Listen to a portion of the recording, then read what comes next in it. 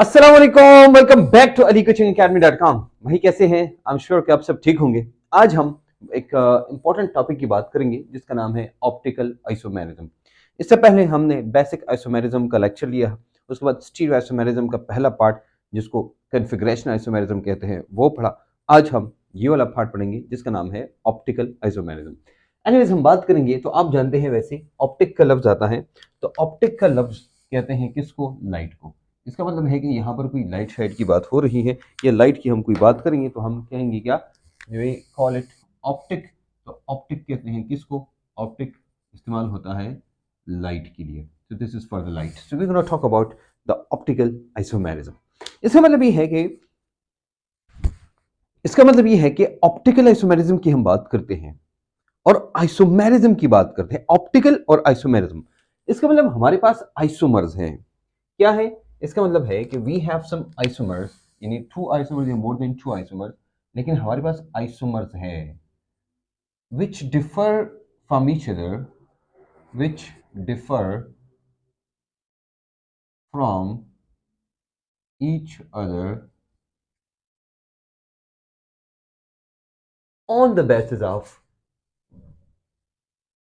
on the basis of मैं आसान कर रहा हूं आपके लिए कि भाई आपको याद हो, ठीक है।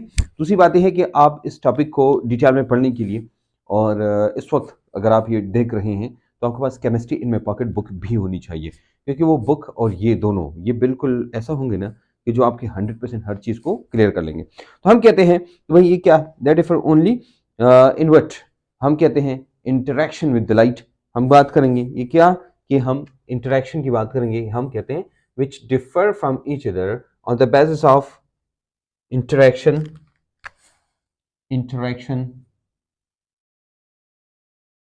with plane polarized light। अब आप कहेंगे सर ये पीपीएल क्या लिखा है? ये मैं आपको समझाता हूं कि ये क्या है। लेकिन एनीवेज यहां पर हमने लिखा ना पीपीएल, पीपीएल ये आप सब समझ आ जाएगा। मैंने लिखा पीपीएल, इसका मतलब होता है प्लेन पोलराइज्ड लाइट। ये प्लेन पोलराइज्ड लाइट है। तो हम पीपीपी कहते हैं किसको? भाई ये कहते हैं प्लेन पोलराइज्ड लाइट को। We call it to plane polarised light. अभी क्या है एक ही प्लेन में, उसको हम कहते हैं, लेकिन आगे मैं समझाता हूं आपको। अच्छा, अब हम ये कहते हैं ना, क्योंकि इसको ऑप्टिकल आइसोमेरिज्म कहते हैं। तो हमने कहा कि एक लाइट आ रही है और वो लाइट क्या है? वो इंटरेक्शन, जो on the basis of interaction with the plane polarised light, ये लाइट के साथ कैसे इंटरैक्ट करता है, ये जो आइसोमर होता है उसको हम कहते हैं ऑप्टिकल आइसोमर। और उस फिनोमिनन को ऑप्टिकल आइसोमेरिज्म कहते हैं। तो हम ये कहते हैं दिस इज द प्रॉपर्टी और phenomenon in which the isomers interact with the plane polarised light in a different way. ये डिफरेंट वे में, ये डिफरेंट तरीके से प्लेन पोलराइज्ड लाइट के साथ इंटरैक्ट करते हैं। We call it optical isomerism. ठीक है, ओके। हम वो कंपाउंड जो ऑप्टिकल आइसोमेरिज्म को फॉलो करता है उस कंपाउंड को हम कहते हैं ऑप्टिकली एक्टिव कंपाउंड। क्या कहते हैं उसको? उसको हम कहते हैं optically, that compound is called, उस कंपाउंड को हम क्या कहते हैं? That compound is called optically active compound. उस कंपाउंड को हम कहते हैं ऑप्टिकली एक्टिव कंपाउंड। तो हम उसको ऑप्टिकली एक्टिव कंपाउंड कहते हैं। अब हमारे पास जो प्रोसेस है जिसका नाम है ऑप्टिकल एक्टिविटी, और जो प्रोसेस है हम कहते हैं optical activity. Mean this interaction with the light and non interaction with the light. तो ये इंटरेक्शन जो होती है तो हम कहते हैं उसको ये ऑप्टिकल एक्टिविटी कहते हैं। तो भाई हमारे पास क्या आया? हमारे पास दो चीज आई हैं, एक ऑप्टिकल एक्टिव कंपाउंड आया और उसकी प्रोसेस को कहते हैं, जिस इंटरेक्शन को ऑप्टिकल एक्टिविटी कहते हैं, और इस आइसोमेरिज्म का नाम है ऑप्टिकल आइसोमेरिज्म। ठीक है, अगर आपको थोड़ा सा मुश्किल लगता है तो थोड़ा सा वेट करें, ये सब ठीक हो जाएगा। ओके, हम ये कहते हैं ना what is optical active compound. तो हम ये कहते हैं कि the compound which can rotate the plane polarised light. क्या कहते हैं हम ये कहते हैं the compound which can rotate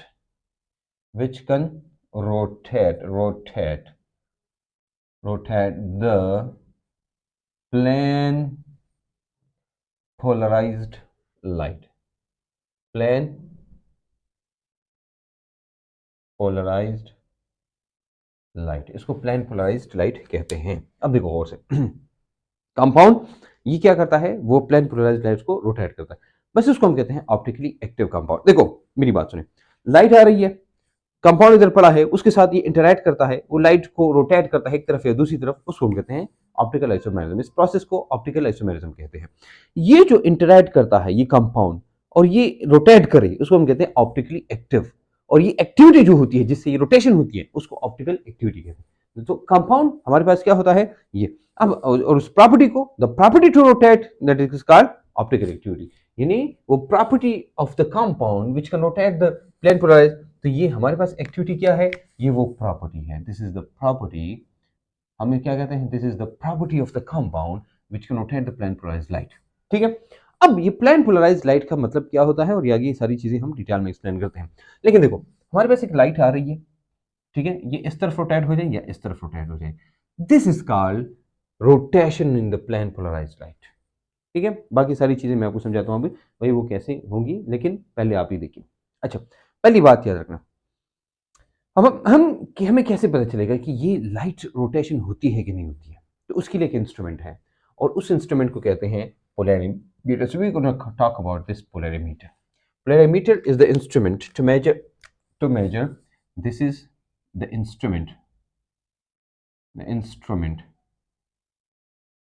to identify, ये क्या है, this is the instrument to identify optical activity. समझ आ रही बात कि ऑप्टिकल एक्टिविटी होती है तो ऑप्टिकल आइसोमर है और नहीं होती तो नहीं है। अच्छा, अब हम कुछ चीजें मैं बताऊंगा आपको। देखो ये पोलैरिमीटर है, पोलैरिमीटर के अंदर ये चीजें होती है। पोलैरिमीटर अगर आप लाइन में जाएंगे ना तो आपको ऐसे मिल जाएगा, ऐसे एक लंबी सी लाइन वो होती है, नीली सी होती है, और जाके इधर से आप देखते हैं, ठीक है, ये आपकी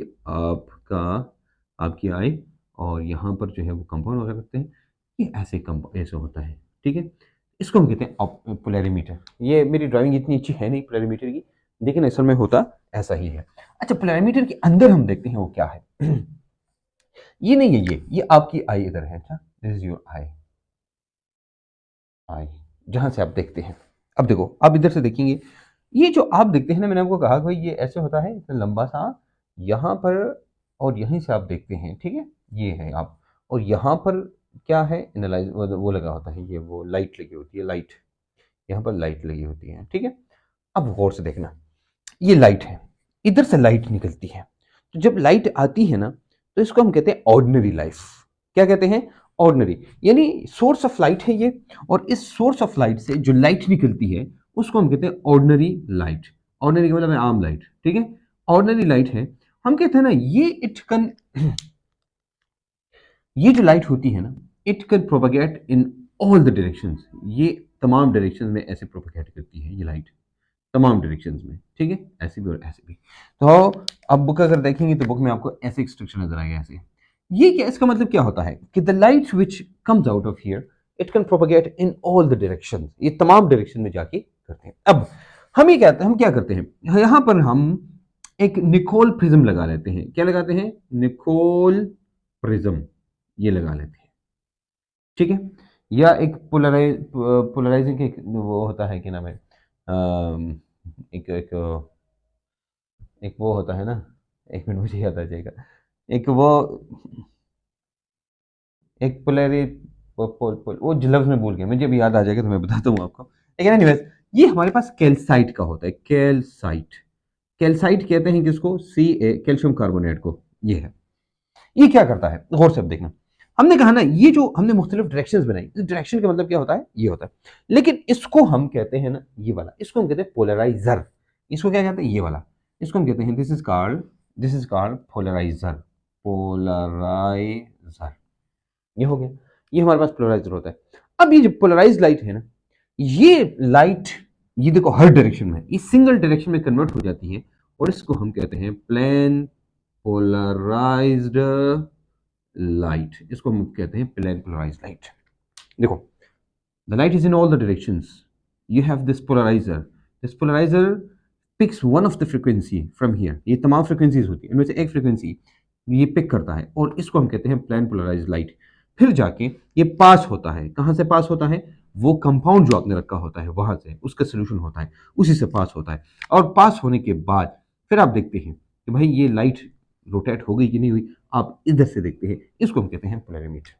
इसको क्या कहते हैं, पोलैरिमीटर। अब देख लो गौर से, ये नहीं है ये वाला, इसको यहां तक हम इसको कहते हैं एनालाइजर। क्या कहते हैं, एनालाइजर कहते हैं।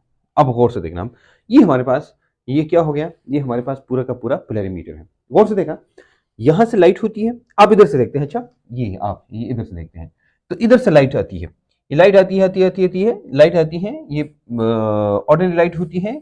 फिर जाके वो पोलराइजर इसको सिंगल फ्रीक्वेंसी में कन्वर्ट करता है, यानी सिंगल डायरेक्शन में वो रोटेट करता है। तो ये आके ये सोल्यूशन से पास होता है और यहाँ पर पता चलता है वो ये लाइट रोटेट हो गई, उधर से लाइट आती है और इधर से आप देखते हैं। ठीक है, तो हम इसलिए इसको कहते हैं, ये जो हमारे पास है ये सैंपल ट्यूब, सैंपल ट्यूब, इस सैंपल ट्यूब से जब ये लाइट पास होती है तो यहाँ पर आप फिर देखते हैं ये रोटेट हो गई है कि नहीं हो गई है, उसके लिए हम इस्तेमाल करेंगे स्पेसिफिक रोटेशन। ये अच्छा, प्लेन पोलराइज्ड लाइट हमारे पास आती है और हमारे पास जो होता है ये जो कंपाउंड ये है सैंपल ट्यूब है, अगर ये लाइट रोटेट होती है तो इसका मतलब है कि ये हमारे पास कायरल कंपाउंड है। इसको क्या कहते हैं, ये मैं इसको भी हटाता हूँ, ठीक है, इसको मैं कहता हूँ भाई, अगर कायरल कंपाउंड आपने लिया तो इसका मतलब है कि ऑप्टिकल एक्टिविटी होगी, नहीं तो नहीं होगी। अच्छा, ये सारी चीज़ें आपको पता चल गई कि भाई हाँ ये क्या है, ये हमारे पास आता है। अच्छा, लाइट जो आती है ना, ये लाइट, ये वाली लाइट, हम ये कहते हैं ना कि इसकी electric field and magnetic field होती है। तो इसकी इलेक्ट्रोमैग्नेटिक फील्ड, इसको देखो, आपने नाम सुना होगा इलेक्ट्रोमैग्नेटिक फील्ड का, इलेक्ट्रोमैग्नेटिक मैग्नेटिक फील्ड। ये इलेक्ट्रिक एंड मैग्नेटिक फील्ड दो फील्ड्स होती है, एक को हम कहते हैं इलेक्ट्रिक फील्ड, दूसरे को कहते हैं मैग्नेटिक फील्ड। ये जो वैसे मैग्नेटिक फील्ड का आपको पता होगा, बी से जाहिर करते हैं मैग्नेटिक फील्ड। और आपने वो देखा होगा भाई कि हम जब हमने पहले दो जगह बात की थी। एक तो हमने इनऑर्गेनिक केमिस्ट्री के अंदर डी ब्लॉक में हम बात की थी इसकी मैग्नेटिक फील्ड की, और एक हमने फर्स्ट ईयर में हम आगे हमने बात की है।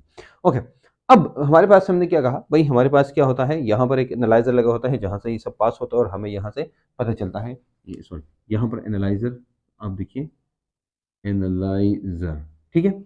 अब हम आते हैं किस चीज़ की तरफ, अब हम आते हैं इसकी तरफ। बात अब समझ गए भाई, हमारे पास पोलैरिमीटर होता है, पोलैरिमीटर के अंदर क्या क्या होता है, ऑर्डिनरी लाइट हो जाके वो कन्वर्ट हो जाती है प्लेन पोलराइज्ड लाइट में। फिर सैंपल ट्यूब है, सैंपल ट्यूब के बाद हमारे पास वो जाके लाइट से जब पास हो जाती है तो हम प्लेन पोलराइज्ड लाइट हम देखते हैं भाई कि ये किस डायरेक्शन में अब गई है, तो वो डायरेक्शन जो है हमें पता चल जाती है। इफ दिस डायरेक्शन चेंजेस, इसका मतलब है कि हम इसको क्या कहते हैं, ये कहते हैं एनीवेज। ओके, हमने कहा ना वो जो लफ्ज़ में बोल गया था ना, वो लेंस है एक्चुअली, ठीक है। हमारे उसको हम पोलराइजर लेंस कहते हैं। जैसे मैंने आपको कहा ना, यहाँ पर कैल्साइट लेते हैं, हमारे पास एक लेंस भी मिलता है जिसको पोलराइजर लेंस कहते हैं, sorry my mistake, polarizer lens, मैंने कहा मुझे याद आ जाएगा। तो पोलराइजर लेंस होता है, वो लेंस क्या काम करता है, वो इस जो लाइट होती है ना, वो लाइट उस लाइट को एक ही डायरेक्शन में यानी प्लेन पोलराइज्ड लाइट में कन्वर्ट कर देती है, ठीक है। एक ही उसमें मतलब है कि that do not propagate in all the direction, it propagates in the one direction only. अच्छा, हम क्या करते हैं, मैंने वो कहा ये तो हो गया, फिर उसके बाद ये इधर आता है, तो हमने कहा भाई ये सैंपल ट्यूब है, हमने कहा सोल्यूशन लेंगे, तो सोल्यूशन में मुख्तलिफ किस्म के हम सॉल्वेंट्स ले सकते हैं। फॉर एग्जांपल हम H2O ले सकते हैं, हम ये वो है पोलर है, नॉन पोलर लेते हैं CCl4 वगैरह वगैरह, मुख्तलिफ किस्म के हम ले सकते हैं, बेंजीन है, क्लोरोफॉर्म है वगैरह वगैरह, इसको हम लेते हैं and then we just do it. Okay, okay जनाब, हमारे पास लाइट देखो, इधर से लाइट आई, इधर से पास हो गई, एक ही डायरेक्शन में है, हम ये क्या है हमारे पास सिंगल डायरेक्शन है, यहाँ से पास हो गई। अब लाइट कैसे होती है, हमें पता है भाई लाइट कैसी होती है। The light is for example मैंने ये लिया, ये से ये होनी चाहिए, ये लाइट जो निकलती है ना, ये वाली लाइट, ये ऐसी है। लेकिन हम देखते हैं क्या ये लाइट की जो डायरेक्शन है वो चेंज हो गई है कि नहीं है, यानी ये रोटेट हो गई है कि नहीं हो गई है।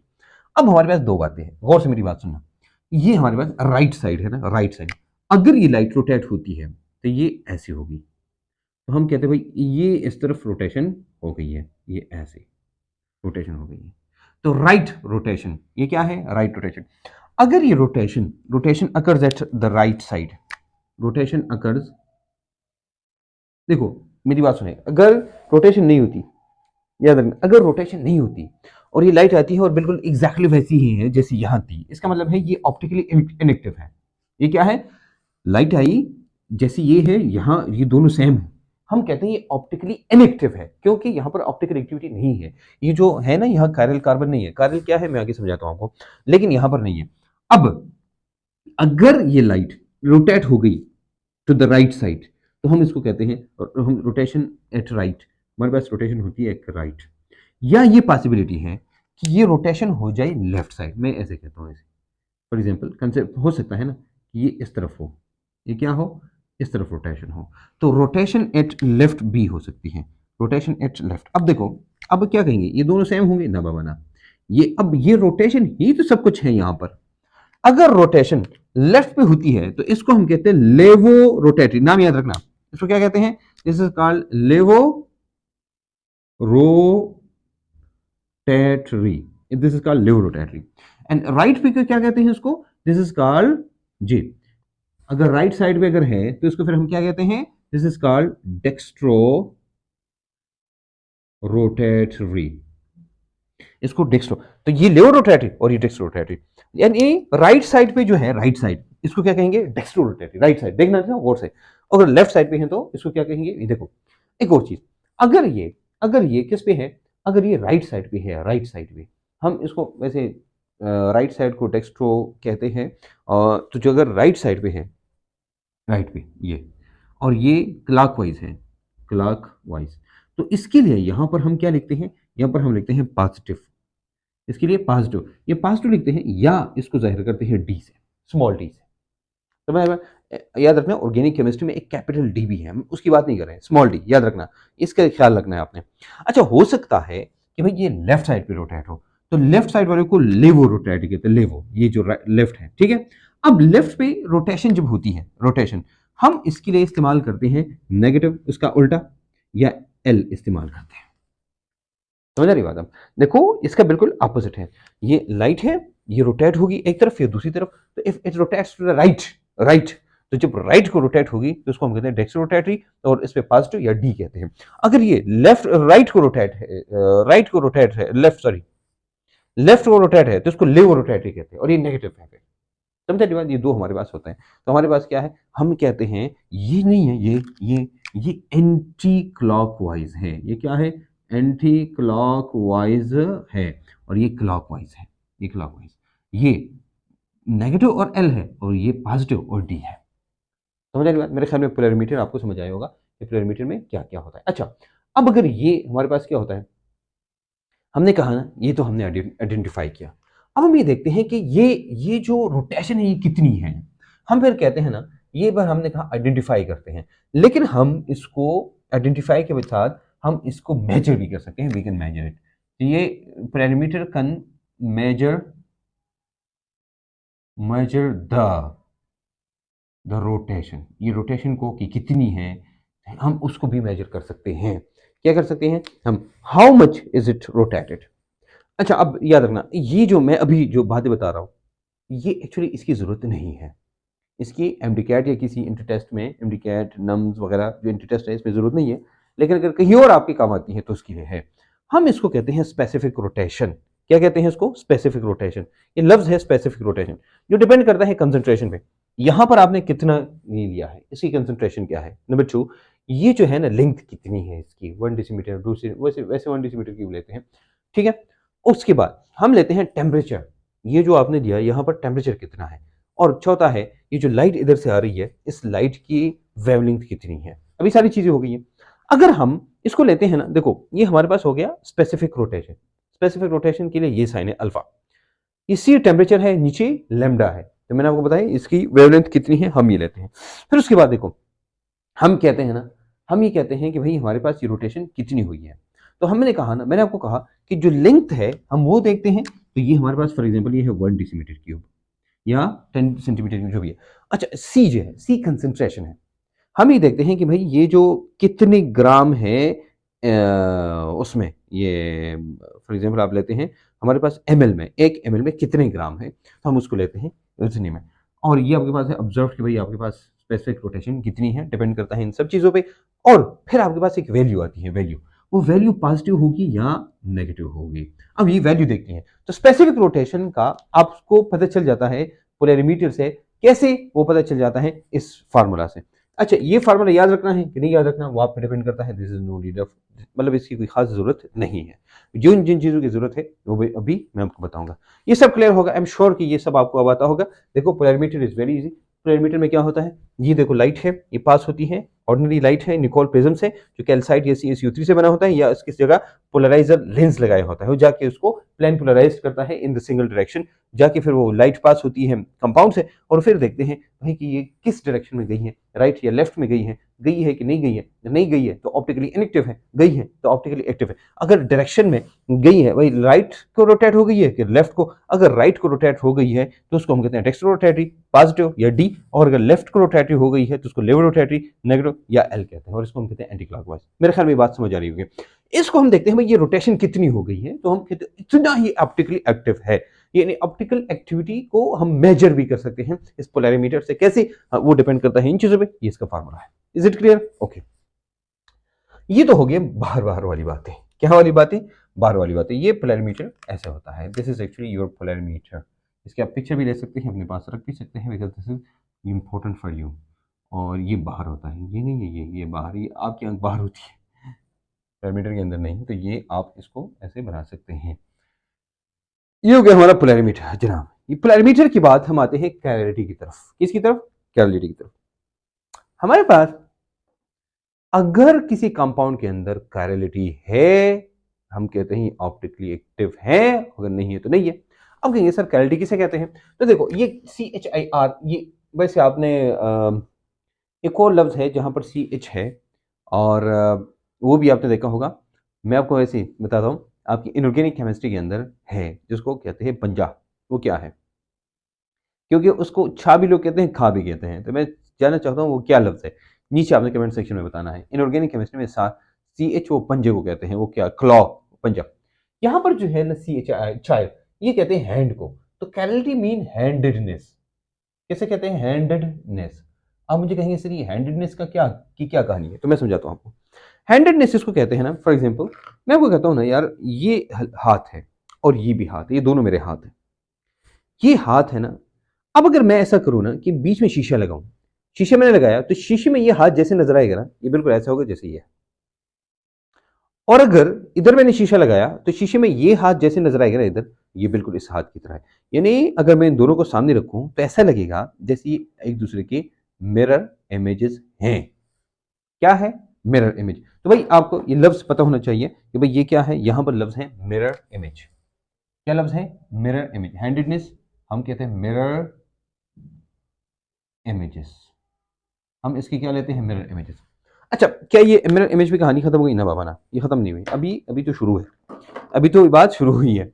अच्छा, हम कहते हैं ना, मुझे एक बात बताओ, अगर हम ऐसा करें कि अगर, गौर से अब देखना मेरी बात, अगर ये हाथ है, इसके ऊपर मैंने ये हाथ ऐसे रखा ऐसे, तो क्या पीछे वाला हाथ नजर आएगा? नहीं नजर आएगा। इसको हम कहते हैं सुपर इम्पोजेबल। लफ्ज क्या है? Super imposable. इसको सुपर इम्पोजेबल, यहां पर लफ्ज याद रखना, नॉन सुपर इम्पोजेबल है। ये क्या है? Non super imposable. मैं समझाता हूं आपको इसका मतलब क्या है। देखो ये हाथ नहीं है, हाथ, ये हाथ, इस हाथ के ऊपर ऐसे कर, ऐसे में रखूं, फिर मैं कहूंगा इसको ये सुपर इम्पोजेबल है। लेकिन अगर ये दोनों आइसोमर्स है, यानी एक दूसरे के मिरर इमेज है। अब मिरर इमेज समझते हैं ना कि शीशे में जैसे नजर आता है, मिरर इमेज है। मैं इसको उठाऊं और इसके ऊपर रखूं तो फिर क्या ये सुपर इम्पोजेबल है? ना बाबा ना, ये नॉन सुपर इम्पोजेबल है। अब ये क्या है? These are non superimposable, ये नॉन सुपर इम्पोजेबल है। तो एक बात याद रखना कि हमारे पास क्या होगा, हमारे पास नॉन सुपर इम्पोजिबिलिटी होगी। पहली बात ये क्या? Non super imposable. क्या नॉन सुपर इम्पोजेबल होंगे? भाई ये हमारे मिरर इमेजेस, ये जो मैंने इसकी बात की है, मिरर इमेज जो है, मिरर इमेज, ये मिरर इमेज नहीं है, नॉन सुपर इम्पोजेबल होगा, तो तब इसको हम कैरेलिटी कहते हैं, नहीं तो नहीं कहते। अच्छा, ये तो पहला पॉइंट हो गया। दूसरा, हम कहते हैं इसमें स्टेरियोजेनिक स्टैंडर्ड होता है। दूसरा क्या है? दूसरा हम कहते हैं भाई इसमें एक स्टीरियोजेनिक, इसके बहुत सारे नाम हैं, सेंटर। ठीक है। तीसरा, देखो कैरेलिटी है ना, हम कहते हैं इसमें एलिमेंट ऑफ सिमेट्री नहीं होती। तो हम कहते हैं element of symmetry is not present, element of symmetry is not present. इसमें एलिमेंट ऑफ सिमेट्री नहीं है। एक दो तीन तीन चीजें हैं, ठीक है। पहली बात, mirror image non super imposable होगा। दूसरा, स्टेरियोजेनिक सेंटर होगा। ये मैं बताता हूँ आपको स्टेरियोजेनिक सेंटर क्या है एक्चुअली, ये मैं आपको समझाता हूँ, एक्सप्लेन करता हूँ, ठीक है। अच्छा, ये जो मैंने आपको बताया super imposable non super imposable क्या होता है, ये जो स्टेरियोजेनिक सेंटर है ना, ये थोड़ा सा एक्सप्लेन करते हैं हम। स्टेरियोजेनिक सेंटर को क्या कहते हैं, इसकी बहुत सारे नाम है। स्टेरियोजेनिक सेंटर है ना, तो स्टेरियोजेनिक सेंटर को हम कहते हैं कायरल कार्बन बी, कायरल कार्बन भी कहते हैं। यानी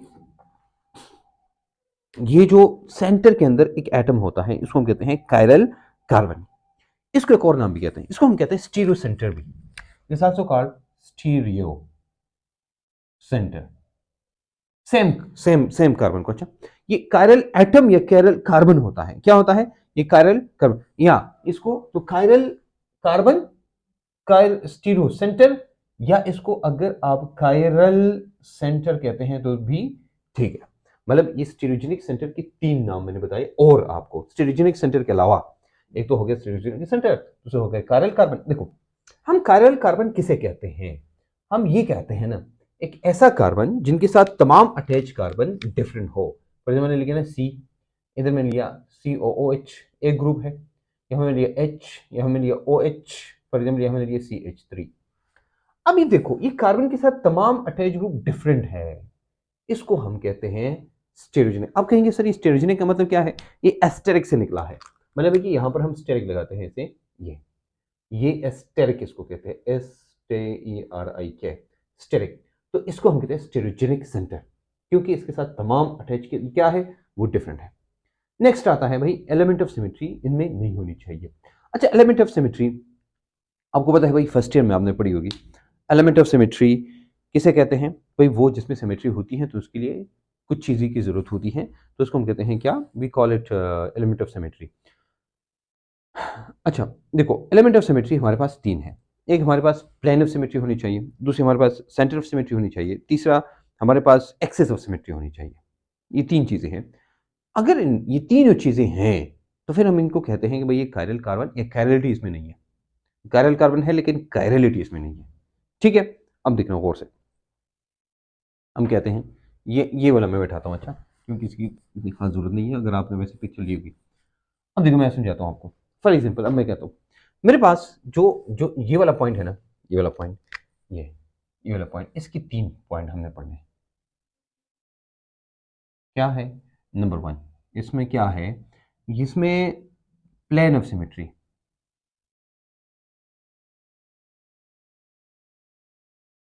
दूसरा एक्सेस ऑफ सिमेट्री, मैं एक्सेस ऑफ सिमेट्री कहता हूँ पहले, और तीसरा centre of symmetry, centre of symmetry. ये तीन चीजें। अच्छा, आप कहेंगे सर प्लेन ऑफ सिमेट्री किसे कहते हैं। देखो मेरी बात सुनो, ये मैंने लिया ना फॉर्म, ये आसान है। मैं कहता हूँ ना, इसको कंसिडर करो, इस प्लेन में से काटो, इस प्लेन में, तो क्या ये वाला और ये वाला एक जैसे होंगे, आप कहेंगे सर बिल्कुल होंगे। अगर ये काट के एक जैसे होंगे, हम कहते हैं भाई इसमें प्लेन ऑफ सिमेट्री है। समझ आ रही बात। आप कहेंगे सर कैसे, मॉलिक्यूल्स में देखो, मैंने कहा मेरे पास H2O है। देखो H2O बहुत आसान एग्जांपल है, और मैं आपको ये कहूँ कि यार चलो ये H2O है, मैं इसको क्या कर काटता हूँ ऐसे। फॉर एग्जाम्पल आप कंसिडर करें ना ऐसे, अब मैंने इधर शीशा रखा, कंसिडर करें शीशा, तो शीशा रखा, ये जो नजर आएगा इस तरफ, उस तरफ भी वही होगा ना, वैसे होगा। हम कहते हैं यहाँ प्लेन ऑफ सिमेट्री है। ये क्या है, प्लेन ऑफ सिमेट्री है। दूसरा हम कहते हैं सेंटर ऑफ सिमेट्री। देखो कुछ मॉलिक्यूल में रहता हूँ ऐसी आसानी के लिए, दूसरा, और मैंने लिखा यहाँ पर एक्स है, यहाँ पर एक्स है। अब ऐसा करें ना कि जो सेम एटम्स है, इन इससे इसकी तरफ जाओ, और यहाँ पर एच हो, यहाँ एच है, इधर से इधर आओ, यहाँ पर एक जगह होगी जहां एक दूसरे को क्रॉस करेंगे सेंटर में, this is called centre of symmetry. समझ आ रही बात। और एक एक्सिस है, जिस एक्सिस से जब इसको आप, ये एक एक्सिस है ना, ये एक्सिस, ये एक्सिस, ये एक्सिस, इस एक्सिस से आप इसको काट सकते हैं, we call it axis of symmetry. ये तीन चीजें हैं जिनको हम कहते हैं भाई ये हमारे पास होता है, ठीक है। कुछ कंपाउंड्स की भी बात करेंगे, भाई हमारे पास कुछ कंपाउंड्स हैं, तो वो कंपाउंड जब एक दूसरे के ऊपर क्या नाम है, एक कंपाउंड ऐसा जैसे फॉर एग्जांपल मैं वो कहता हूँ ना कि फॉर एग्जांपल इंसानी टेबल को लेते हैं या किताब को लेते हैं, फॉर एग्जांपल ये किताब है और कंसिडर करिए सारा एक जैसा है। अब फॉर एग्जांपल आप इस केमिस्ट्री में पॉकेट को देखिए, आप इसको काटे ऐसे, अब जब काटेंगे ये और ये वाला पार्ट एक जैसा है, बस ठीक है भाई, ये क्या है, काट के इसमें प्लेन ऑफ सिमेट्री है। किसी एक्सिस में काट सकते हैं तो ये एक्सिस ऑफ सिमेट्री है। अब सारे कोने एक जैसे हैं, इस कोने से इस कोने की तरफ आओ, इस कोने से उसकी तरफ आओ, क्या ये सेंटर में क्रॉस करते हैं? हाँ जी करते हैं। बस ठीक है भाई, ये हमारे पास क्या है, वी कॉल इट इधर एलिमेंट ऑफ सिमेट्री है।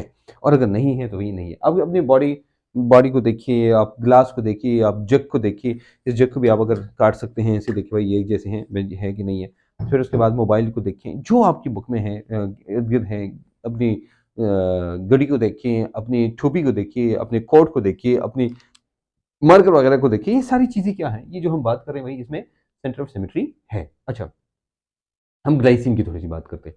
आपने ग्लाइसिन शायद देखा होगा, लेकिन ग्लाइसिन और एलेनिन दो इंपॉर्टेंट ऐसी एग्जाम्पल्स हैं कि वो अगर आपको याद है तो ठीक है, बहुत अच्छा है, और नहीं याद भी तो ठीक है। फॉर एग्जाम्पल हमने लिया ना एक कंपाउंड, मैं वैसे लेता हूँ, मैंने लिया सी, और आप मुझे बताएंगे कि अगर क्या इसमें वो है एलिमेंट्स ऑफ सिमेट्री है कि नहीं है। ठीक है, फॉर एग्जाम्पल मैं लेता हूँ ना, इधर मैंने लिया NH2 और इधर मैंने लिया COOH। ठीक है, अब मैं कहता हूँ क्या ये स्टेरोजेनिक सेंटर इसका है कि नहीं है? बस पहला पॉइंट बताऊं क्या स्टेरोजेनिक सेंटर है? अब देखो सबसे पहला पॉइंट, क्या ये सारे के सारे एक जैसे अटैच डिफरेंट अटैच हैं? ना बाबा, COH अलग है, ये अलग है, ये सेम है, ये सेम है, मतलब ये दो नहीं है ग्लाइसिन में, ये दो नहीं है, ये दो, ये हाइड्रोजन है। तो ये जब हाइड्रोजन है तो ये क्या ये स्टेरोजेनिक सेंटर है? ना बाबा ना। कायरल कार्बन है? नहीं है ना। कायरलिटी है? नहीं है। बस बात खत्म। बस एक जैसे अटैच नहीं है ना इर्द गिर्द, बस बात खत्म। ये तो सब की सारी बात हुई। अगर हम इसी कंपाउंड को लें और इसके साथ एक CH3 को अटैच करें, इसको फिर कहते हैं एलेनिन। ग्लाइसिन और उसका दूसरा हम अमीनो एसिड लेते हैं एलेनिन। देखो एलेनिन किसे कहते हैं? मैं इनमें से एक हाइड्रोजन को रिप्लेस करता हूं और उस हाइड्रोजन की जगह मैं CH3 ऐड करता हूं, बस। ये ग्लाइसिन नहीं है, इसको फिर कहते हैं एलेनिन। ये बहुत आसान है, इसमें कितना मुश्किल कुछ नहीं है। ये तमाम अमीनो एसिड्स को आप ऐसे याद कर सकते हैं। तो अब देखो, क्या इसमें गौर से मेरी बात पहले, क्या इसमें कायरल कार्बन है, मतलब ये सारे के सारे डिफरेंट अटैच हैं? आप कहेंगे यस, तो इसको हम ऐसे स्टेरिक करते हैं। स्टेरोजेनिक सेंटर है, यस। सेंटर ऑफ सिमेट्री है? ना बाबा नहीं है, क्योंकि इसको काटो, ये अलग है, ये अलग है ठीक है। एक्सेसिबिलिटी बाकी बिल्कुल उसको इग्नोर करो कि अगर पहला नहीं है तो एलिमेंट स्टेरोजन। तो भाई अगर हम इसका मिरर इमेज लें, ये एलेनिन है, अच्छा एलेनिन, इसका मिरर मिरर इमेज लेता हूँ। मिरर इमेज देखो, मिरर इमेज कैसे लूंगा? मैं बनाऊंगा इसको, इसका मतलब ये हुआ कि मैं अगर सेंटर में इधर शीशा रखूं, मैंने शीशा रखा, तो जब मैं शीशा रखूंगा क्या ये कैसे होगा? तो मैं कहूंगा यार HOOC, फिर C ऊपर आएगा H और ये हो जाएगा NH2, और यहां पर ये CH3 आ जाएगा। ये भी एलेनिन, ये भी एलेनिन, दोनों एलेनिन है। लेकिन क्या है, ये दोनों हमारे पास क्या है, ये कैरलिटी इसमें है। अच्छा, ये जो कार्बन है, हम कहते हैं ये एसिमेट्रिक कार्बन होता है। ये क्या होता है? ये इसका मतलब ये हुआ कि स्टेरोजेनिक सेंटर का मतलब ये है कि ये हमारे पास एसिमेट्रिक कार्बन होता है। एसिमेट्रिक का मतलब ये होता है सिमेट्री नहीं है इसमें। देखो ये कार्बन है ना, इसको काटोगे तो सारे के सारे जो जो इर्द गिर्द है, ये सारे डिफरेंट है। इसको हम कहते हैं भाई इसकी सिमेट्री नहीं है, ये आप काट नहीं सकते, इसकी सेंटर ऑफ सिमेट्री नहीं है, इसका बाकी जो है वो नहीं है। पहले आप देखो भाई, इसमें प्लेनर सिमेट्री है नहीं है, बस बात खत्म। बस उसी वहीं पर बात खत्म। You understand now? ओके जनाब, ये तो हो गया जनाब ये वाला। अच्छा, अब ये जो दो है ना, दो, when they both they have the mirror image, यानी ये हमारे पास ऑप्टिकली एक्टिव है और इसका मिरर इमेज जो हम लेते हैं, इनको हम कहते हैं, कुछ नाम है जो भी हम इंट्रोड्यूस कराते हैं, एनेंटियोमर, डायस्टोमर, मिरर इमेज आप समझते हैं हम। ये जो अल्फाज हैं इन सब की अब एक एक करके हम बात करेंगे, भाई हमारे पास कैरलिटी, एनेंटियोमरिज्म और ये सारी चीज़ें क्या है। ठीक है, ये सब क्लियर है? अच्छा, इसकी आप पिक्चर ले सकते हैं अगर आप चाहें तो। ओके, अब हम आते हैं नेक्स्ट की तरफ इनएंशुमर्स की बात करते हैं। व्हाट इनएंशुमर इज, मैं सबको हटाता हूँ, ठीक है। तो हम थोड़ा सा कंसेप्ट की तरफ है, पोलैरिमीटर को हटाता हूँ तो बाकी चीज़ें आपको क्लियर हो जाएंगी। ओके, हम बात करते हैं जनाब किसकी, एनएंशुमर की बात करते हैं। एनएंशुमर्स हम कहते हैं ना, ऑप्टिकल आइसोमर्स नहीं है, जो एक दूसरे के मिरर इमेज होते हैं, हम उनको कहते हैं क्या, एनेंटियोमर। हम कहते हैं ना ऑप्टिकल आइसोमर्स, ऑप्टिकल आइसोमर्स या isomers which are mirror image of each other, उसको हम क्या कहते हैं, उसको हम कहते हैं एनेंटियोमर। तो एनेंटियोमर हमारे पास कौन है, एनेंटियोमर हमारे पास वही है कि जो ऑप्टिकली एक्टिव होता है, जो ऑप्टिकली एक्टिव होता है और ऑप्टिकल एक्टिव के अलावा एक दूसरे के मिरर इमेज होते हैं, हम उनको कहते हैं ये वाला, ये देखो ये, इसके और बहुत सारे एग्जाम्पल अब हम करेंगे, लेकिन ये अच्छा हमारे पास एक बहुत इंपॉर्टेंट दो एग्जाम्पल हम बात करेंगे। एक हमारे पास है लैक्टिक एसिड, दूसरा है टार्टारिक एसिड। तो लैक्टिक एसिड और ये सब एक जैसे हैं, NH2 की बजाय मैंने सिर्फ OH लगाना है, इसको फिर हम कहते हैं लैक्टिक एसिड। देखो ये एग्जाम्पल बड़ी इंपॉर्टेंट है, क्योंकि भाई आगे जाके अक्सर आप इसके साथ आपका वास्ता पड़ता है। ये मैंने लिखा, एक मिनट मैं इसको थोड़ा सा दूसरे अंदर में बनाता हूँ, उसी तरह जैसे ये है कि भाई आपको मसला ना हो। फॉर एग्जाम्पल मैंने लिखा, ये मैंने लिखा C और यहाँ पर है COOH, ये हो गया। ये NH2 की जगह मैंने OH लगाया, यहाँ मैंने CH3 लगाया, यहाँ पर H है। अब देखो, अब इसको गौर से देखिए, इसको क्या कहते हैं, this is called lactic acid. इसको क्या कहते हैं, लैक्टिक एसिड। अब ये सारी बातें हमने जो की हैं वो सारी इधर अप्लाई करते हैं कि ये लैक्टिक एसिड है, तो ये थोड़ा सा बड़ा नहीं हुआ क्योंकि हमने बहुत सारा काम करना है अभी।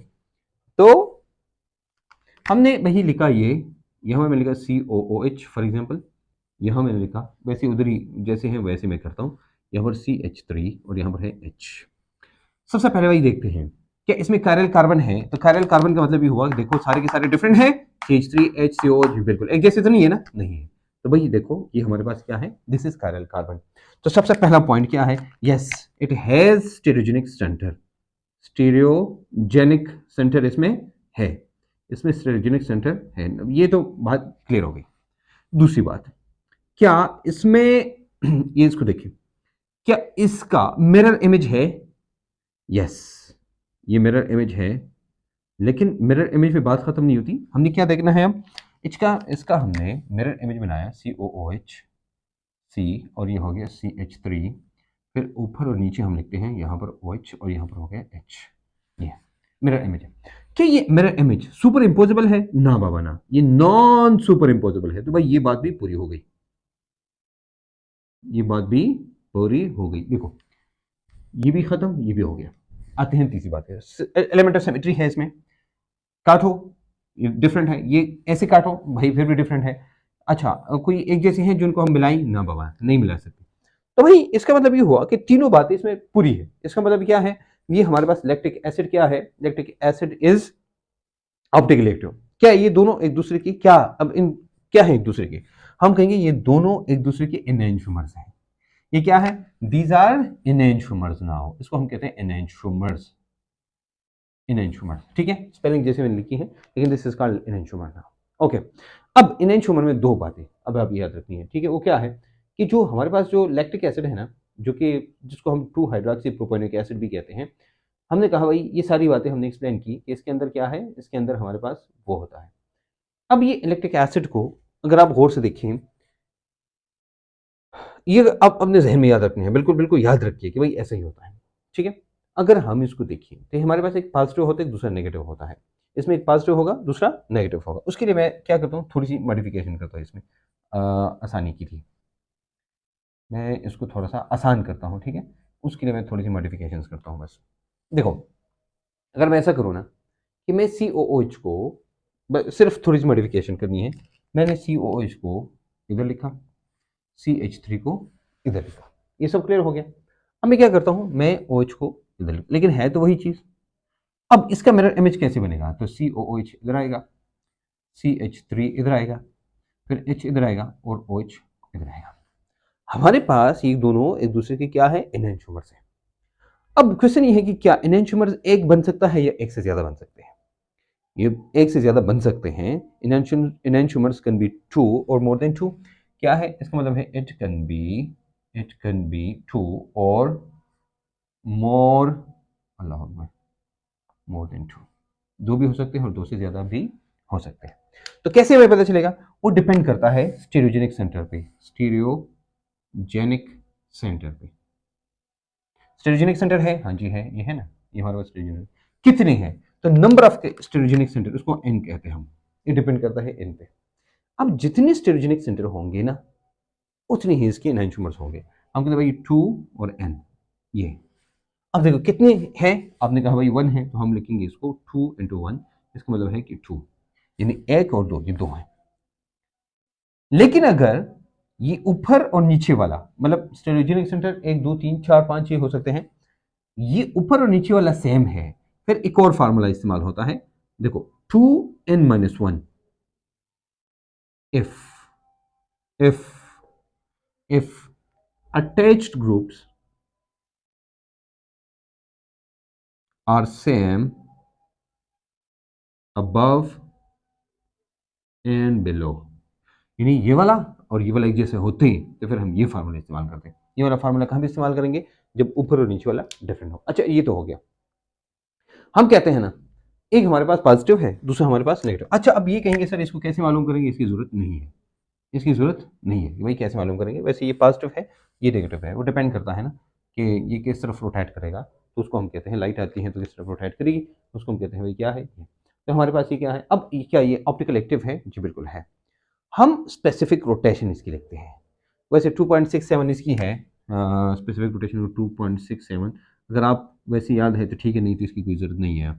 वैसे मैं बता रहा हूँ आपको आपकी नॉलेज के लिए। या अगर आप एम टी कैट के स्टूडेंट नहीं है, कहीं और आप हैं, पढ़ते हैं और आपको इस चीज़ की ज़रूरत है, फिर आपको पता चल जाएगा भाई ये हमारे पास क्या है, 2.67।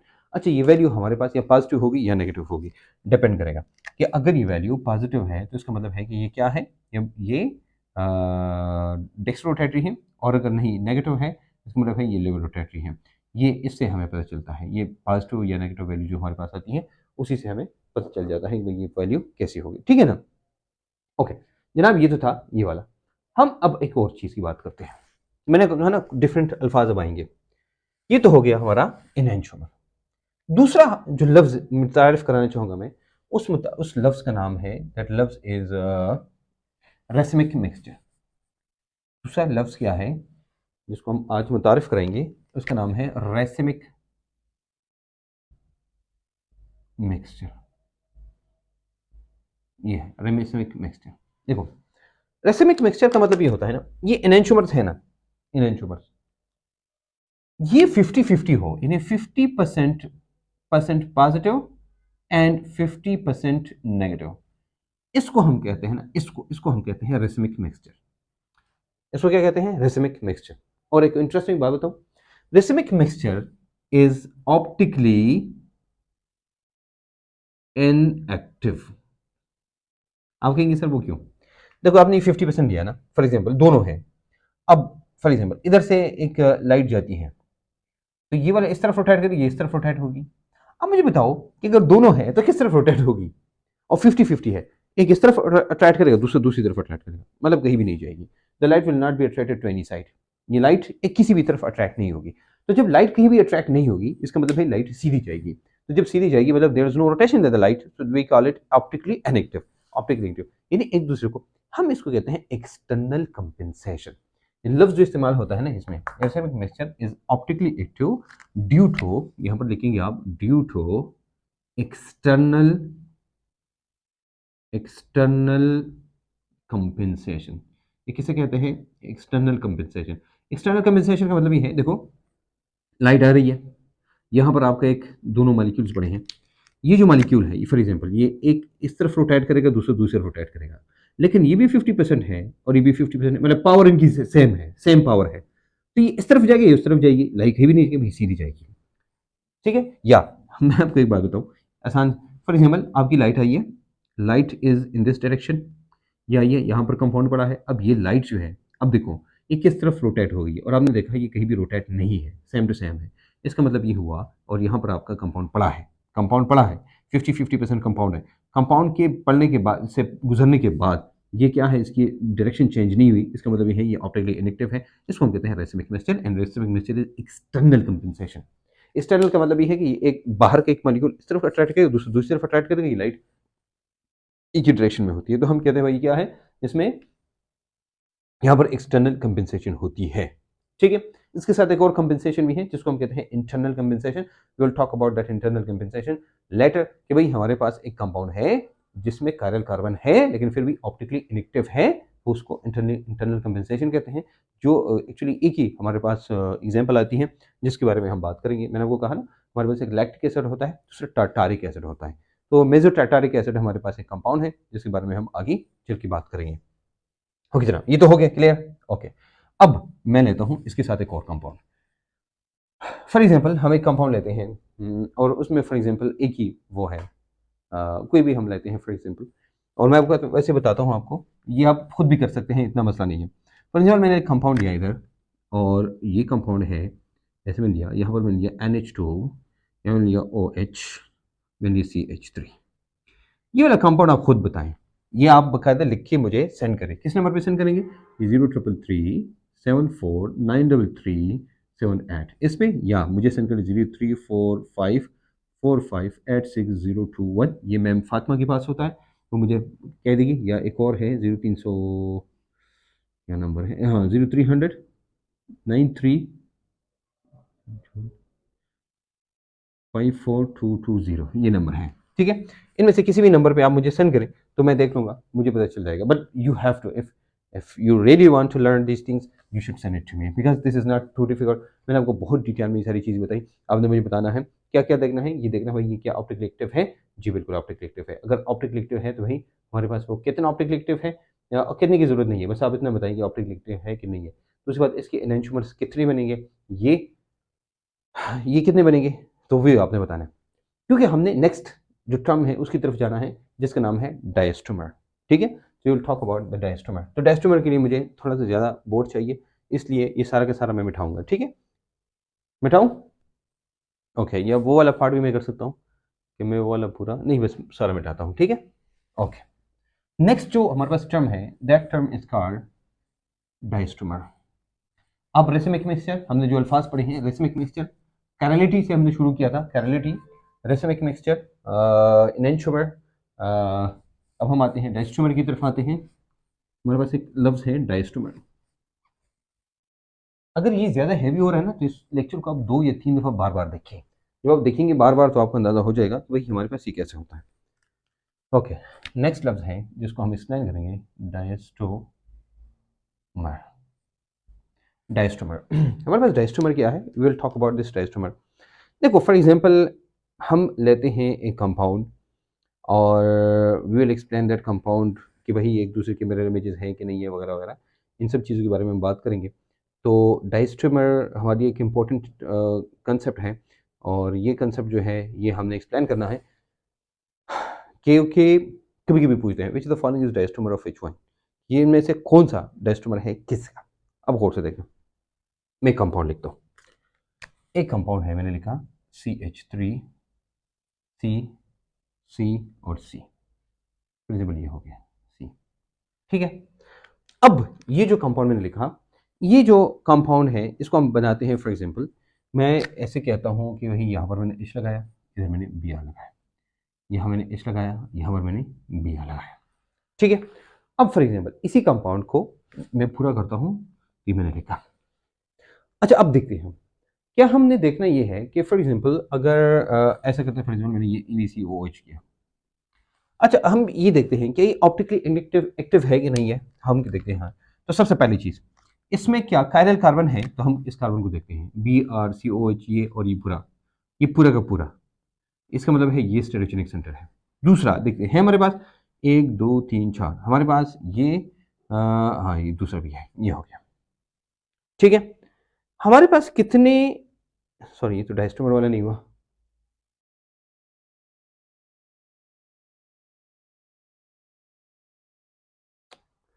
सॉरी मैं कुछ और बता रहा था, सॉरी ACH3 और मैं इधर लिखता हूँ C2H5, ये हो गया। अच्छा, हम ये लेते हैं, ये अब आसान हो जाएगा। अच्छा, हम ये लेते हैं ना, अब इसका नाम देखिए, ये क्या है, ये 2 3 4 5। तो अगर 5 को हम देखें तो 5 के लिए हम नाम लिखते हैं पेंटेन, ये हमारे पास है पेंटेन। अच्छा, ये पेंटेन है, तो पेंटेन में 2 ये अटैच है, ये देखो 1 2 3 यानी 2 3 डाई ब्रोमो पेंटेन, ये हमारे पास नाम आता है 2 3 डाई ब्रोमो पेंटेन। नाम तो सेम है ना। ओके, अच्छा मुझे एक बात बताइए, नाम को छोड़िए, हम 2 3 डाई ब्रोमो, लेकिन क्या हम इसका मिरर इमेज बना सकते हैं? सब पहले देखो भाई, हमारे पास क्या है, इसके स्टेरोजेनिक सेंटर है, कितने सेंटर है? 2 है। फिर उसके बाद बाकी आपको पता है। अब कितनी नैनोमीटर्स इसके होंगे, तो भाई कौन बताएगा हमें? ये दोनों एक जैसे हैं ना? बाबा नहीं है। हम इसको लिखेंगे 2n, सॉरी मैं मिस्टेक, सॉरी 2 और n। देखो हमारे पास है 2, तो कितने स्टेरोजेनिक सेंटर है? 2 है, इज इक्वल टू 4। ये हमारे पास कितने नैनोमीटर्स बनेंगे? ये 4 इसके नैनोमीटर्स बन सकते हैं। देखो सबसे पहले देखो हम ये करते हैं, इसका मिरर इमेज बनाते हैं। इसका मिरर इमेज बनाइए ना, तो ये हमारे पास हो जाएगा इधर CH3 C C और C2H5 यहाँ पर। अब देखना, ये Br इधर आ जाएगा, H H Br, ये हमारे पास हो गया ये वाला। अब ये दोनों एक दूसरे की क्या है? These are enantiomers of each other. ये क्या है? ये इनएंशोमर्स हैं, these are enantiomers of each other, ये एक दूसरे के इनएंशोमर्स हैं। ठीक है। अच्छा, अब एक पॉजिटिव एक नेगेटिव है हमारे पास, क्या है? हमें कहते हैं भाई ये हमारे पास पॉजिटिव है, ये हमारे पास फॉर एग्जांपल हो गया पॉजिटिव, ये हो गया हमारे पास नेगेटिव, पॉजिटिव नेगेटिव है। लेकिन हमने कहा यहाँ कितने इनएंशोमर इसके बनेंगे? 4 बनेंगे। ये क्या बनेंगे? 4 बनेंगे। तो 2 तो हमारे पास आ गए, ये है। अब 2 हमारे पास आई, हमने 2 और बनाने हैं। हम जब 2 और बनाएंगे ना, हम इसको ऐसे लिखेंगे, देखो। अच्छा, ये फार्मूले पे डिपेंड करता है। अच्छा, कि फार्मूला हमने किसके बनाने हैं? 2 3 डाई ब्रोमो पेंटेन, ये वाली, इसके हम बनाएंगे ये। तो ये 2 3 डाई ब्रोमो पेंटेन ये हो गया। अगर मैं ऐसे उसके ऐसे लिख दूँ CH3 C C और C2H5 है। अगर मैं ऐसा करूँ ना कि दोनों ब्रोमीन को एक ही साइड पे लिखूं, ये हो गया H और ये हो गया H, क्या इसका मैं मिरर इमेज बना सकता हूँ? जी बिल्कुल मैं बना सकता हूँ। इसका मिरर इमेज बनाऊंगा कि ये हो जाएगा हमारे पास यहाँ CH3 C C और ये हो जाएगा C2H5। और से अब देखो, यहाँ पर आ जाएगा Br, यहाँ पर आ जाएगा Br, यहाँ पर आ जाएगा H, यहाँ पर आ जाएगा H। इसका इसका इसका इसका सबका फार्मूला सेम है। गौर से देखना, ये सब के सब 2 3 डाई ब्रोमोपेंटेन है। ये सब के सब क्या है? इन सब की फिजिकल प्रॉपर्टी सेम है। याद रखना, ये जो हमारे पास इनएंशोमर्स होते हैं ना, इनएंशोमर्स, याद रखना इनएंशोमर जो होते हैं, ये इनएंशोमर, तो इनकी हमारे पास देखो फार्मूला तो सेम है ना, same molecular formula, same structural formula, ठीक है, सेम फिजिकल प्रॉपर्टीज, और एक और चीज, इनकी केमिकल प्रॉपर्टी भी सेम होती है। अगर ये ऑप्टिकली इनएक्टिव कंपाउंड के साथ रिएक्शन करेंगे तो, और इसका पता तब चलता है ना, ये ऑप्टिकली एक्टिव कंपाउंड के साथ करते हैं। देखो जितने भी प्रोटीन है ना, अभी मैंने आपको 2 बताए हैं, एक एलेनिन है, एलेनिन बताया ना, और एक ग्लाइसिन। तो ग्लाइसिन जो है वो ऑप्टिकली इनएक्टिव है। हमारे पास टोटल अमीनो एसिड कितने होते हैं? आप मुझे कहेंगे सर 20 अमीनो एसिड्स है। तो 20 अमीनो एसिड में एक हमने बताया जिसमें 2 हाइड्रोजन लगे होते हैं। ये क्या है? This is the simplest form actually. तो हम कहते हैं ये ऑप्टिकली इनएक्टिव है।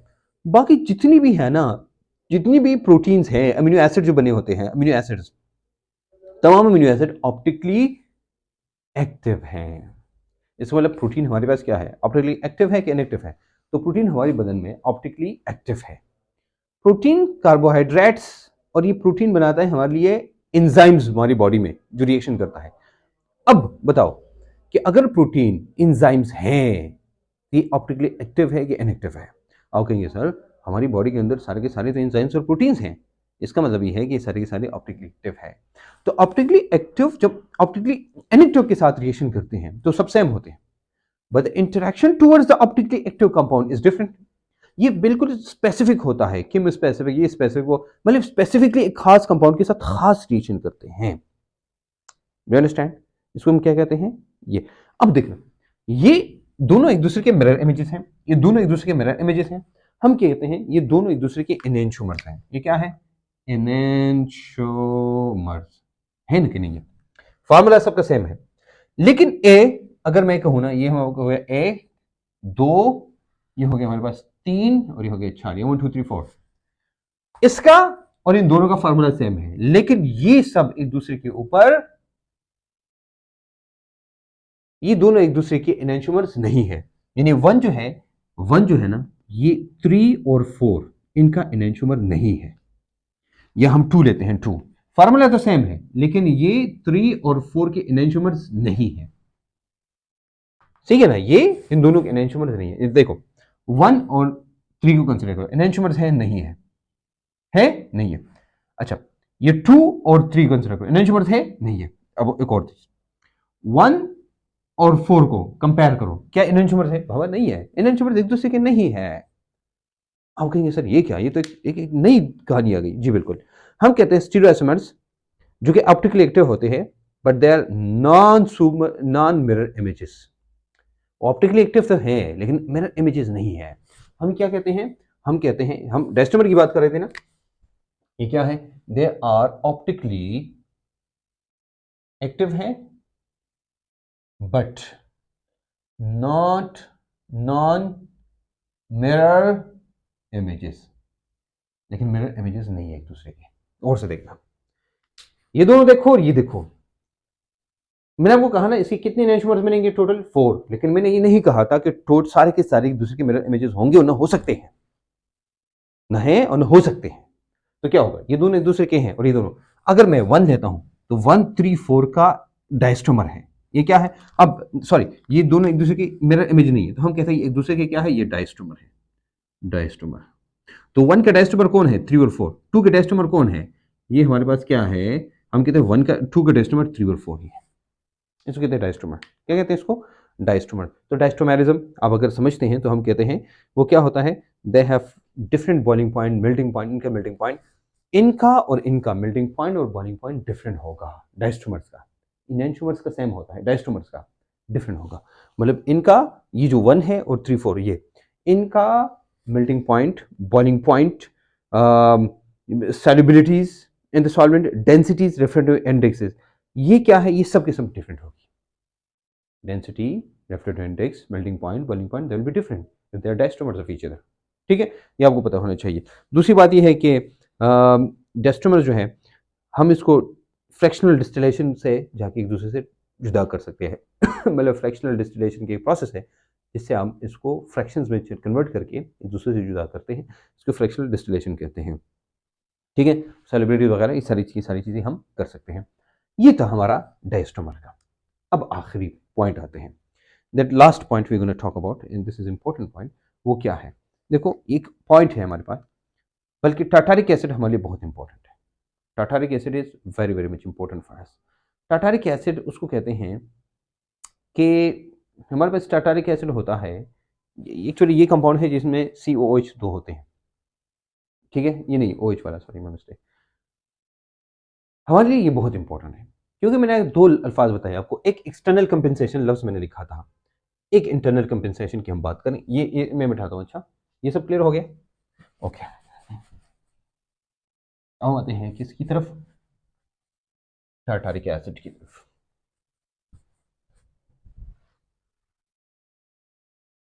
टार्टारिक एसिड भी हम मुख्तलिफ तरीके से लिख सकते हैं। हम लिखते हैं जनाब टार्टारिक एसिड।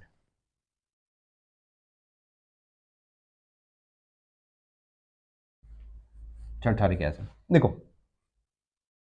भाई बोर नहीं होना। अच्छा, ये लेक्चर आपने गौर से देखना है क्योंकि ये बड़ा इंपॉर्टेंट है।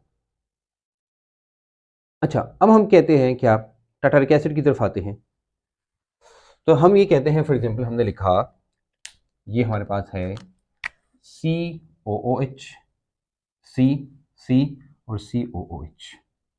ठीक है, और बाकियों को हम क्या करते हैं? लेके मैनेज करते हैं। फॉर एग्जांपल हमने लिखा यहाँ पर OH और यहाँ पर OH, यहाँ पर H, यहाँ पर H, जाके हम क्या करते हैं? इसको ऐसे करते हैं। हम क्या करते हैं? इसका मिरर इमेज लेते हैं। हम कहते हैं भाई इसका मिरर इमेज है, हाँ जी है, ये हम लेते हैं इधर COOH। अब देखो यहाँ पर OH, H, यहाँ पर लिखते हैं, यहाँ पर OH, यहाँ पर ले लिया, सॉरी यहाँ पर H है, H, यहाँ पर OH और यहाँ पर COOH। एक्चुअली यही एग्जांपल्स हैं जो कि आपको याद रखनी है, ये इंपॉर्टेंट है और मेन हमारे पास यही है, इसकी ज़्यादा इससे ज़्यादा नहीं है। अच्छा, ये टार्टारिक एसिड, हमारे पास जो दो टार्टारिक एसिड्स हैं, हम इसका वैसे जनरल नाम आप लिख सकते हैं मेरे ख्याल में। टार्टारिक एसिड का जो कॉमन नाम है वो क्या है? 2,3 डाईहाइड्रोक्सी और डाइओइक एसिड भी है ना इसमें, तो ब्यूटेन डाइओइक एसिड इसका नाम है, ठीक है। अच्छा अब देखना गौर से, हम ही कहते हैं ना ये हमारे पास पॉजिटिव है और ये हमारे पास नेगेटिव है। बाकी सारी चीज़ें आपने खुद करनी है कि देखो भाई स्टेरोजेनिक सेंटर है, ये है, वो है, ऐसा है, वैसा है, ये है कि नहीं है। लेकिन हमारे पास एक्चुअली इसका एक और फॉर्म है जिसको हम कहते हैं that is called mesotartaric acid and we gonna talk about that internal compensation here. हमारे पास क्या है, अब जो नेक्स्ट लफ्ज की हम बात करेंगे वो क्या है, वो है internal compensation. Internal compensation, external compensation का पता चल गया कि दो हमारे पास ऐसे हैं जो कि एक दूसरे के। अब देखो इंटरनल कंपेंसेशन किसे कहते हैं। एक्सटर्नल कंपेंसेशन होती है रेसिमिक मिक्सचर में, इंटरनल कंपेंसेशन मॉलिक्यूल के अंदर है। फॉर एग्जाम्पल हमने लिया था COOH, सी सी और COOH, ये है, यहाँ पर मैंने लिया OH OH, यहाँ पर H, यहाँ पर H है, ठीक है। मैं इसका स्टेरोजेनिक सेंटर है, हाँ जी है, ये भी है, ये भी है, लेकिन क्या प्लेन ऑफ सिमेट्री है, हाँ जी है ना। इसमें मसला है, इसमें प्लेन ऑफ सिमेट्री है, देखो ये है और ये है, आप खुद करके भी मुझे सेंड कर सकते हैं। अच्छा अब क्या प्लेन ऑफ सिमेट्री, हाँ जी, ये देखो ये नहीं है, ये और ये दोनों एक दूसरे के की तरह है। अगर हम इसको काटे ना, ये और ये एक दूसरे के मिरर इमेजेस बनते हैं ना, हम इसको कहते हैं इंटरनल कंपेंसेशन। क्या कहते हैं, इंटरनल कंपेंसेशन। अच्छी चीज होती है। अगर हम देखें ना, ये लाइट जो है ना, लाइट, ये अगर लाइट इधर आएगी तो ये ऐसे इसको रोटेट करेगी और ये ऐसे रोटेट करेगी, ठीक है। अब मुझे बताओ ये कहां रोटेट होगी, एक एक तरफ रोटेट करेगी और दूसरा दूसरी तरफ रोटेट करेगी। हम कहते हैं द फोर्स ऑफ रोटेशन, ये क्या होता है, एक हाफ जो होता है, one half rotates in the one direction, the other half in the other direction, यानी one half it will rotate in the dextro rotation and the other half is levo rotation, या one is in the right side, the left side. तो right left की तरफ, अब light इस तरफ से आ रही है या उस तरफ से आ रही है, ठीक किस तरफ जाएगी, ये कहीं भी नहीं जाएगी, ये रोटेशन कहीं भी नहीं होगी, बल्कि सीधी चली जाएगी। Now this is called internal compensation. तो ये हमने कहा इंटरनल कंपेंसेशन। हमारे पास होता है क्या, एक्सटर्नल कंपेंसेशन होती है। तो एक्सटर्नल कंपेंसेशन क्या होती है, ये हमारे पास होती है रेसमिक मिक्सचर में।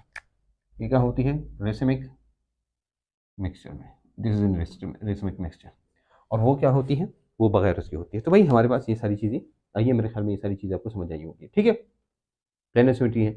अच्छा ये अब मुझे एक बात बताओ, जो मेसोटार्टारिक एसिड जो है ना, ये ऑप्टिकली एक्टिव है कि इनएक्टिव है, बस इतना बताएं मुझे। अगर आप भी मुझे बता सकते हैं तो भाई ये बस आप मेरे ख्याल में समझ गए हैं। भाई हमारे पास ये ऑप्टिकली एक्टिव है कि इनएक्टिव है, ये इनएक्टिव है। जैसे रेसमिक मिक्सचर इनएक्टिव है, इस तरह ये भी है कि भाई लाइट ऐसी आई और रोटेट कहीं भी नहीं हो रही, तो इसका मतलब हुआ कि ऑप्टिकली इनएक्टिव है, because they differ with each other in the interaction with the light. Interaction तो हो नहीं रही है, समझ आ रही बात। Therefore the things are different from each other, तो इसलिए हम कहते हैं यहाँ पर इंटरनल कंपेंसेशन होती है और वहाँ पर एक्सटर्नल कंपेंसेशन होती है।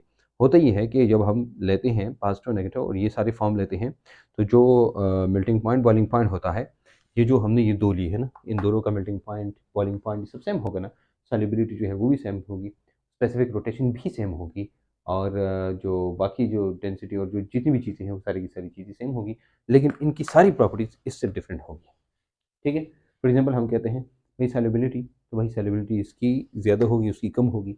बाकी जो मेल्टिंग पॉइंट बॉइलिंग पॉइंट है, तो melting point boiling point in दोनों का ज़्यादा होगा, उसका कम होगा। क्यों, क्योंकि मेसो टार्टारिक एसिड और टार्टारिक एसिड में फ़र्क है, क्योंकि एक जो है वो ऑप्टिकली एक्टिव है, दूसरा जो है वो ऑप्टिकली एक्टिव नहीं है। अच्छा कुछ बातें मैंने बताई आपको कि ये क्या है, ये ऑप्टिकली एक्टिविटी हमारी बॉडी के अंदर इसका बहुत अहम रोल है, हमारी लाइफ के अंदर इसका बहुत अहम रोल है, क्योंकि एक मॉलिक्यूल जब ऑप्टिकली एक्टिव के साथ होगा तो स्पेसिफिकली उसके साथ एक खास तरह का रिएक्शन करेगा, लेकिन ऑप्टिकली इनएक्टिव होगा तो उसके साथ सब एक जैसे होंगे।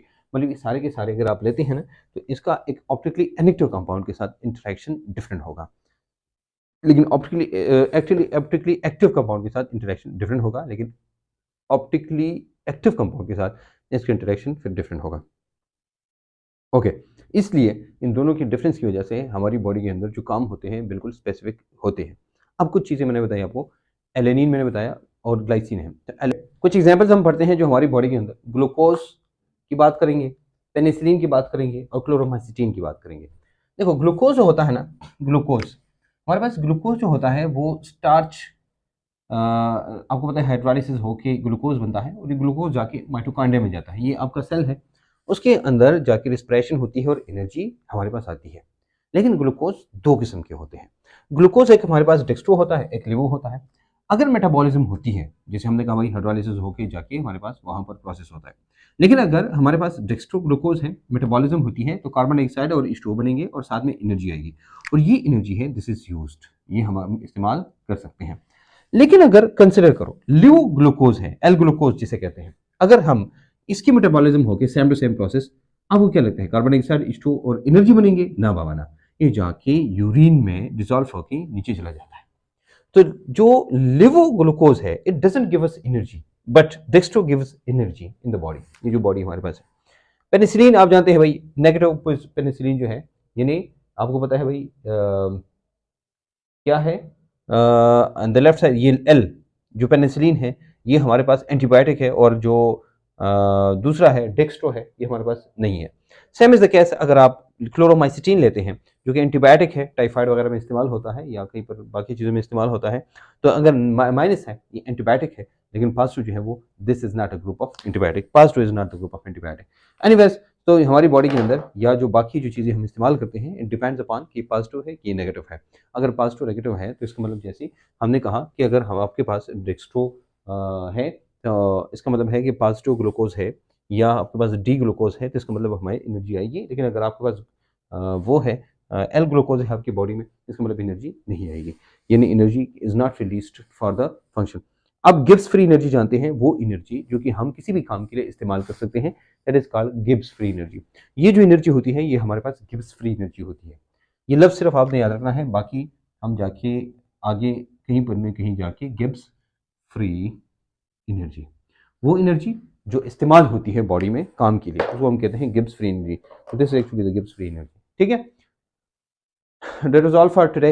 It's a very long class थी, लेकिन हमने सारी की सारी चीज़ें एक्सप्लेन की, एंड आई एम श्योर कि you will understand this isomerism in detail. आप लोगों ने अगर पहली दफ़ा समझ नहीं आया, या अगर आप आके कुछ चीज़ें मिक्स हो गई है, तो जाके उसको दोबारा देखिए। फिर भी कहीं मसला हुआ, you can write to me any time on the alicoachingacademy.com website, या Ali series books by ACA, Ali coaching academy, ये यूट्यूब चैनल है हमारा, इस पे जाके आप कर सकते हैं, because this is very very much important.